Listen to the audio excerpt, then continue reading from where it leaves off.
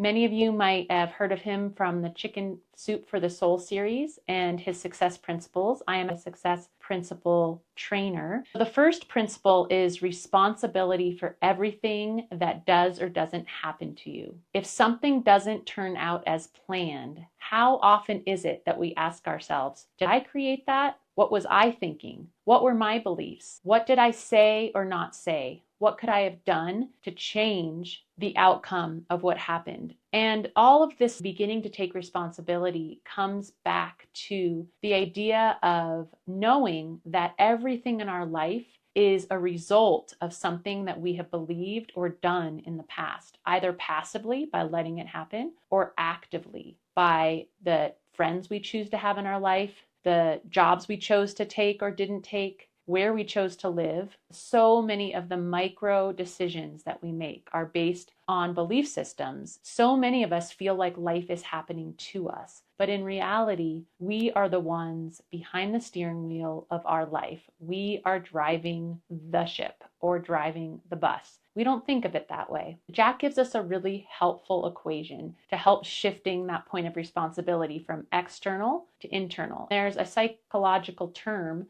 that you hear in the therapy realm of where is the locus of control? Is it external or is it internal? Do you believe that it originates from outside of yourself or inside of yourself? And so this whole principle number one of taking 100% responsibility for your life is a principle that allows you to begin to move that locus of control inward so that you begin to realize that it is really you who are making all the decisions in your life. Your entire life, everything around you, it is a result of the thoughts that you've thought or the actions that you've taken, the beliefs that you have. And so if we don't like everything we're seeing, which I'm assuming none of us are 100% satisfied with all aspects of our life, then we need to begin to look at who is the person that's responsible for that. Ultimately, we need to realize that person responsible is us. So there's an equation that Jack gives us, and it goes like this. E plus R equals O. And that's E, the event, something happens, R, your response, equals the outcome. So much of the time we go E equals O, event equals outcome. I lost my job, therefore I am upset and broke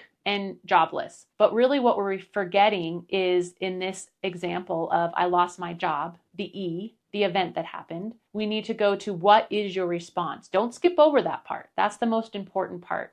Your response is going to determine the outcome. I lost my job. I'm upset. I'm going to be upset for a couple of days. I'm going to buy some Ben and Jerry's. I'm going to eat some ice cream. I'm going to cry to my close people. But then what you have to do is you have to move out of that place that continues to be bummed and broke and jobless. You have to realize that it's your response. So you begin to pick yourself up and you realize, what is my response? I can change my thinking pattern. I can realize, how did I lose the job? How was I responsible for having that job be lost? And how can I change so that the outcome in the future will be different than just me either being in a job that I can be let go of, or a response in the future where you have a better job and that you're not jobless, broke and upset. So your response is 100%. And one of the ways that we can begin to access this response is you're going to have to ask yourself some questions, such as, what did I do in my life to create this moment? How were you partially responsible for losing your job? Maybe it's a moment of you may not have listened to your intuition. Maybe you shouldn't have even had that job to begin with. Maybe there were steps along the way, and each small step alerted you to what ultimately became the big step, which was losing your job. So you have to be looking and analyzing carefully things that could have gone differently. And another big thing that you're going to want to do is you're going to have to stop complaining. Yes, do we all complain? Yes. But to complain once when you're really upset, be like, I just have to let this out. Then that parentheses needs to close and you need to move on from complaining, because ultimately when you are complaining, you're in that place of it's the event's fault versus it's really me who makes the decisions. So blaming and complaining, those are going to have to be two habits, if we talk about changing habits, that are the first to go. When you get into this place of beginning to realize that there's no one to blame but you, there's no one to complain to that really is ultimately responsible but yourself, that's when you can start to shift and be like, okay, I'm tired of blaming myself and complaining to myself because I've told myself I can't do it to anyone else. Now I need to start changing the mindset. changing from a negative to a positive mindset. There are so many different mindfulness activities you can do. Gratitude is a huge one. If you are in a funk,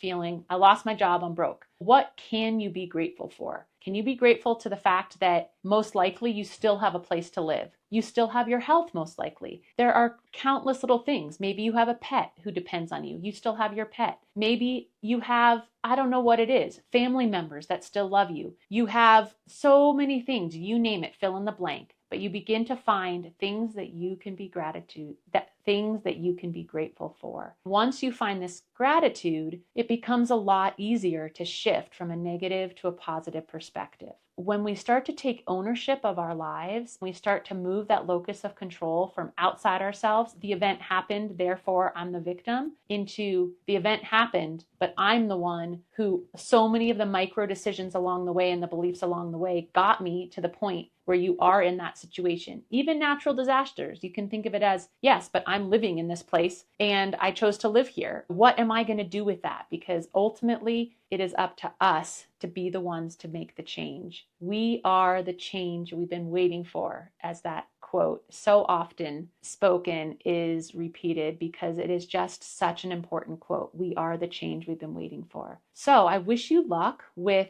your journey to taking 100% responsibility for your life. If you enjoyed this, please subscribe, and hope to have you back on Venus Consciousness as we explore what it means to be a human and how we heal together. Blessings on our work.